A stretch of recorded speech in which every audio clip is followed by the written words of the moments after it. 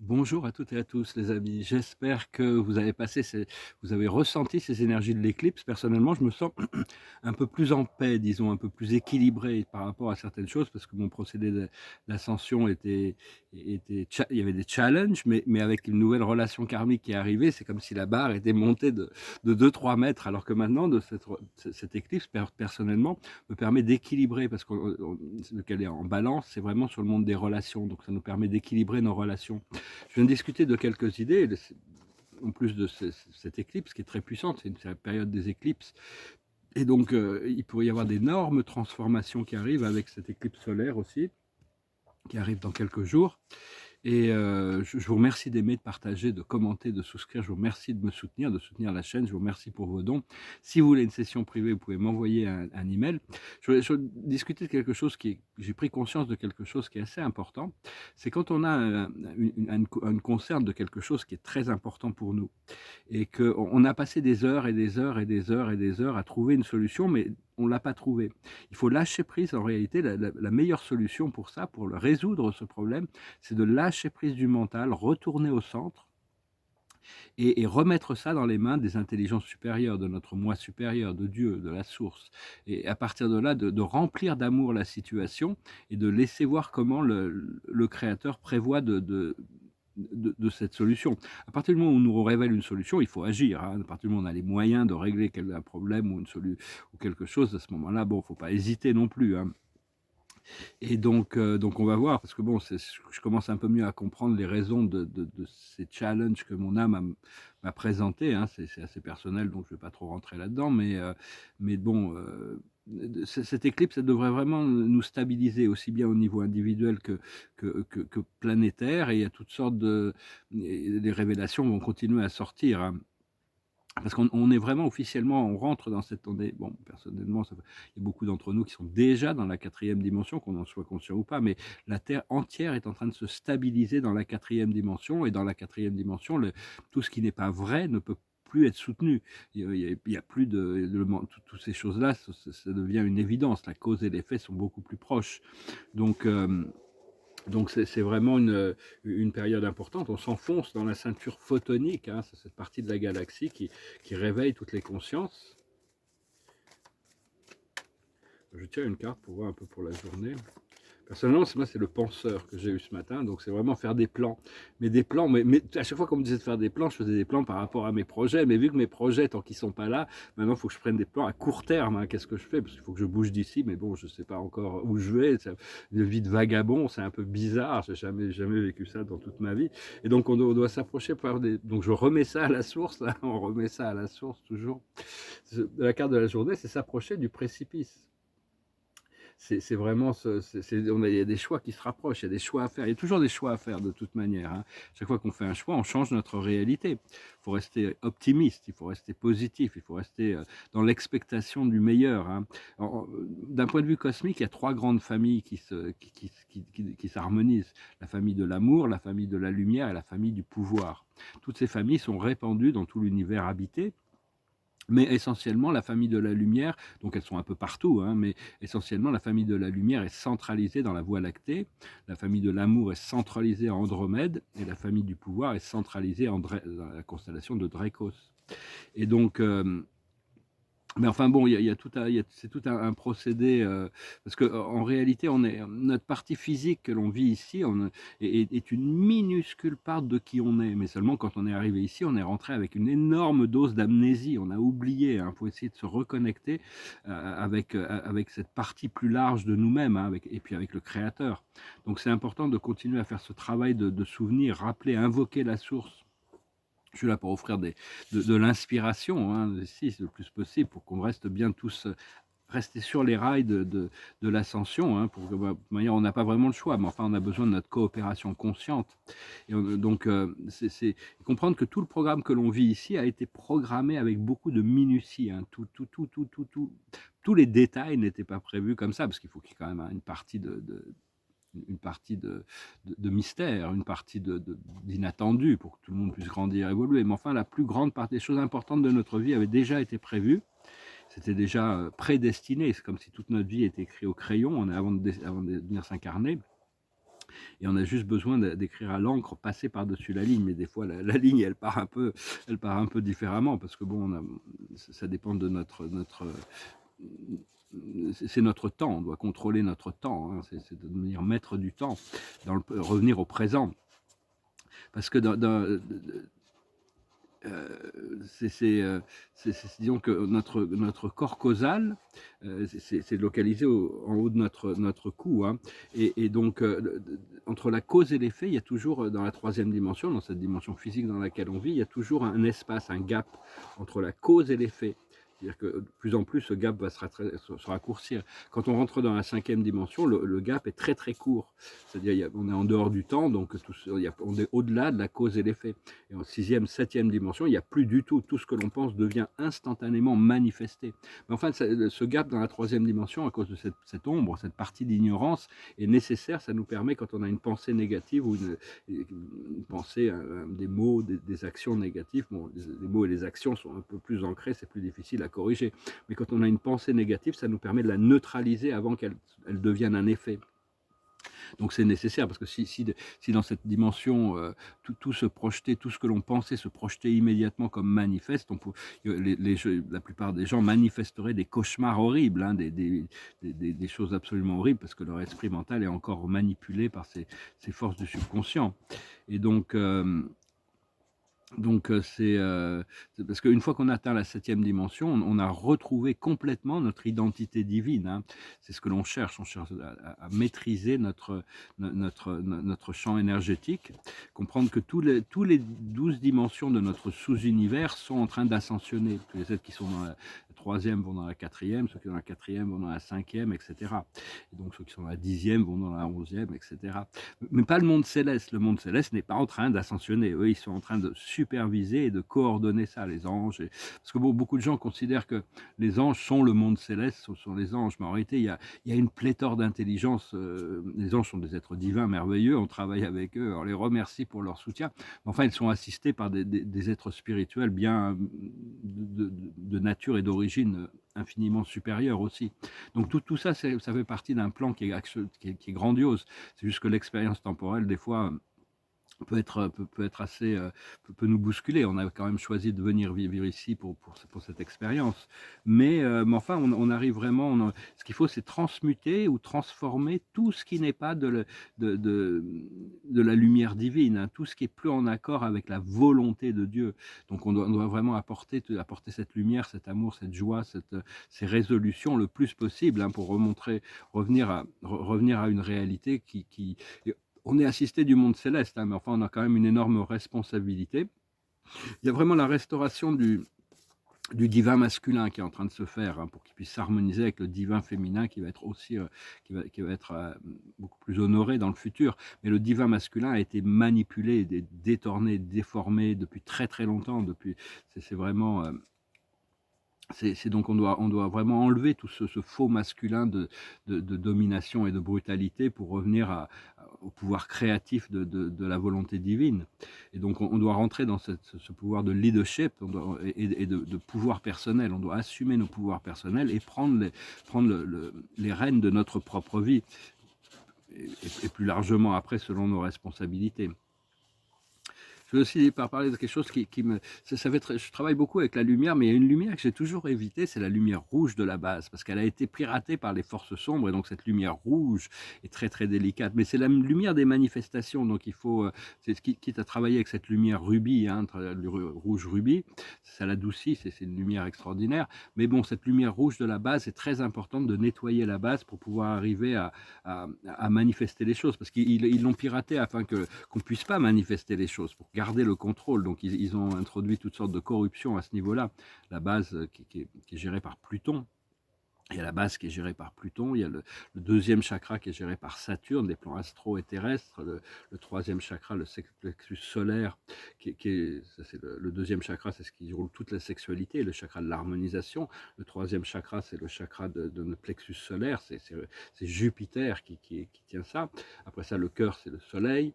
Chiron gère le cinquième chakra, Neptune gère le troisième œil. Le troisième œil, c'est la voie de l'ascension, c'est l'endroit où tout se passe, hein. Et le septième chakra est roulé par, c'est Uranus qui gère ce chakra. l'éveilleur,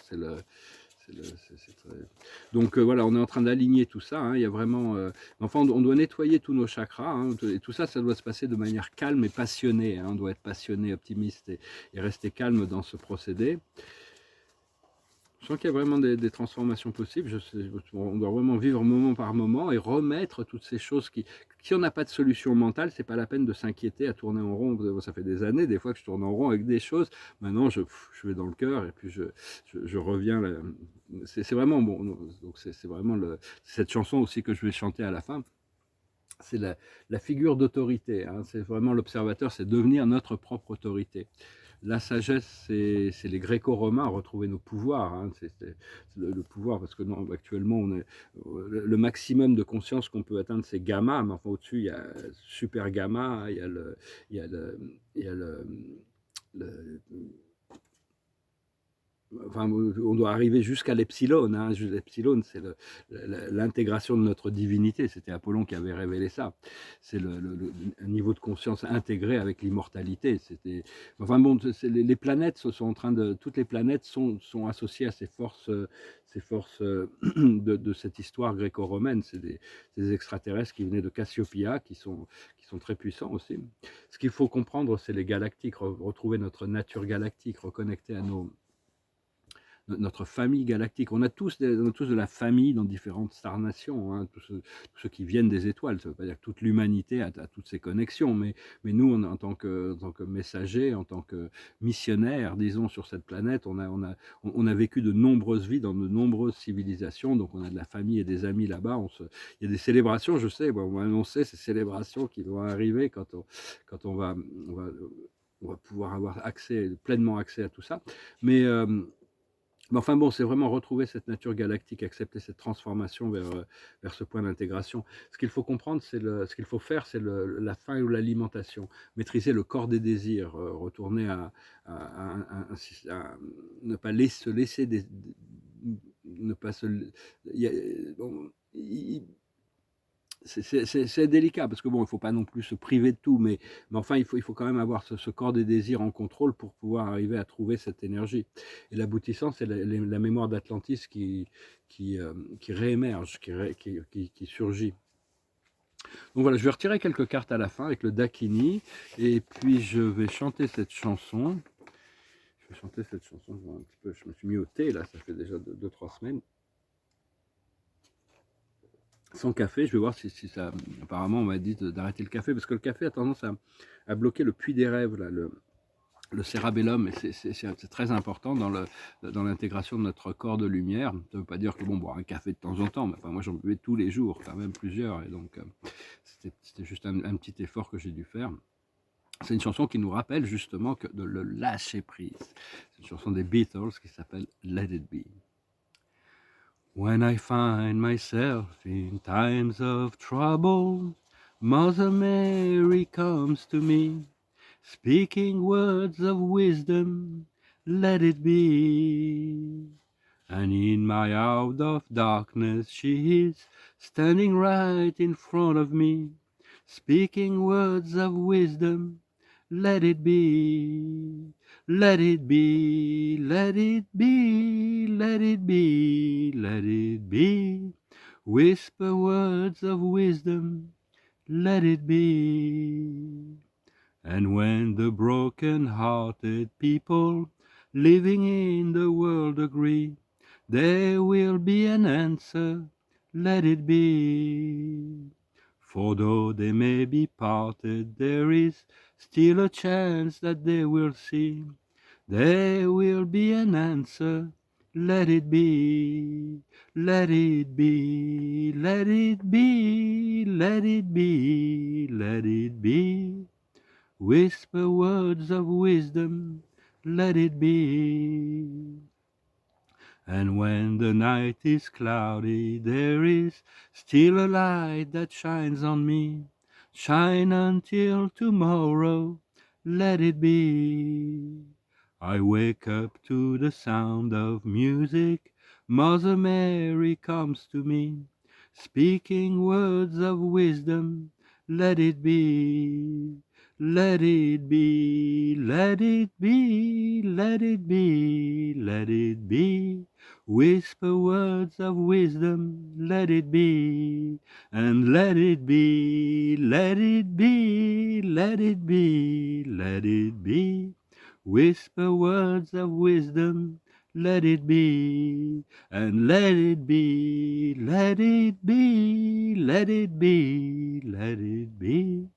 Whisper words of wisdom, let it be. Quand tous les gens du monde, avec leur cœur brisé, pourront se mettre d'accord et on va trouver une solution. Lâcher prise. Très très forte cette chanson. Je vais tirer quelques cartes pour voir pour la journée un petit peu ce que la réflexion, le miroir de la vie. Il y a beaucoup d'intégration qui s'est passée avec cette éclipse, je ne sais pas si vous le ressentez. L'observateur de la journée, c'est comme une bulle, c'est-à-dire d'être spontané, reprendre les choses spontanément comme elles arrivent, parce qu'on est prêt maintenant. Très bon. Et on est vraiment prêt. En plus, on est tous en train de traverser des choses un peu différentes, qui sont uniques à nous-mêmes. Mais bon, tout est vraiment dessiné, de manière. Il y a les chats là qui. Oui, madame. Je s'appelle mademoiselle, mais maintenant c'est madame. Donc la situation, c'est le tapis magique. Hein. C'est vraiment, il y a cette accélération qui est en train de se passer. Je vous laisserai les interpréter intuitivement. Autour de ça, il y a le recall, la mémoire, c'est-à-dire ces mémoires qui reviennent et qui reviennent et qui reviennent. Hein. Donc on doit intégrer notre mémoire.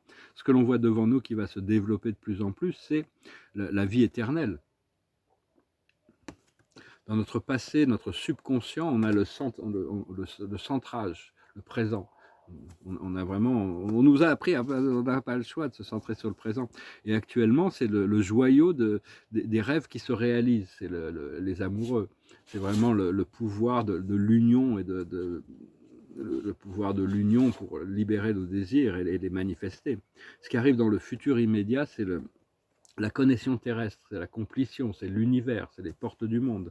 Notre force actuellement, c'est la survie. On est encore un peu dans cette troisième dimension, on a encore un pied dans cette troisième dimension. Je vais retirer une carte. Ce qu'il faut, c'est trouver la porte à travers, la clé, hein, qui nous ouvre le portail dans notre conscience à notre être éternel. Et pouvoir accepter de marcher, d'être une lumière sur soi-même. C'est la carte de l'ermite quand même.